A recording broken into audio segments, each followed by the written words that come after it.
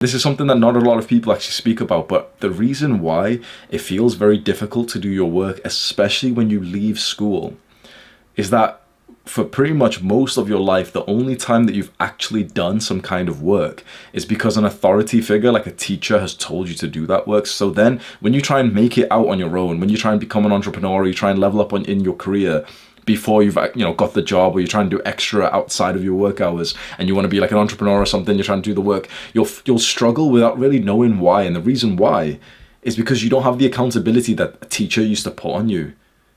And that makes it sound a little bit wholesome, like, oh, you don't have the accountability. But like, I view it a bit worse. We got conditioned to be we got conditioned to be workers who simply just did what they're told. They conditioned you so that you only really could work when you've been told to do so by an authority figure. And so this is why the transition from the education system to entrepreneurship is actually quite difficult, because you've never had to do the work by yourself. You've always had homeworks, and you've had a teacher guiding you and telling you what to do. That's what you're trained for. You're trained to be an employee. But even if you don't want to be an average employee, if you want to like really excel in your career and get like a career that makes over 100 grand per year, you can't just do the work that like your boss tells you. You've got to impress them. You've got to do more work outside of your work hours. And most guys will struggle with that and never actually make it, because of this weird psychology that's been conditioned in us that we only do work when some authority figure tells us. You have to become that authority figure. Like, you have to become daddy and like tell yourself what work you're going to do. And this transition period took me a while to get through. And finally, there's a phrase which I really like, which is death by 1,000 cuts.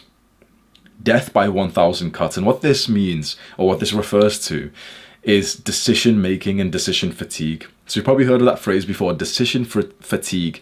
And it pretty much just means that every decision that we make fatigues our mind to the point that it kind of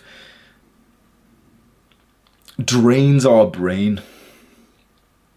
And so we have like 1,000 cuts, or apparently the data shows that we make 30,000 decisions a day. 30,000 tiny decisions. You wouldn't realize it, but genuinely apparently that's what's average. 30,000 mini decisions that we make per day. And each one of those is slightly sapping your productivity.